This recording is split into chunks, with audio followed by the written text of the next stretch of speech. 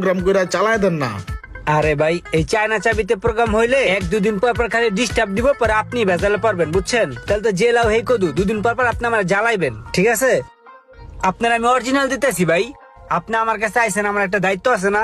এই ইমরান ভাই, আপনি একটু চাবিটা ধরেন। এই ল, এটা রে জাপানি বানাই দে যা। ভাই এটাই তো চায় না, এটার আপনি জাপানি বানাইবেন কেমনে? বাইরে বুঝাই দে তো ব্যাপারটা কি। বাইরে জিনিসটা এমনি জাপানির জিনিস, বুঝছেন? এটার ভিতরে যখন সবটা ডালমু না, তখন এই জিনিসটা জাপানির জিনিস হয়ে যাবে, বুঝেন নাই? অরিজিনালের মতন কাজ করবো, বুঝছেন ভাই? ভাই বুঝছে না ভাই? আমার এটাতে কোনো সফটওয়্যার মারা যাবো না? ভাই কইলাম তো এটা চায়না মাল, এটা হালাই দেন, এটা চলে না।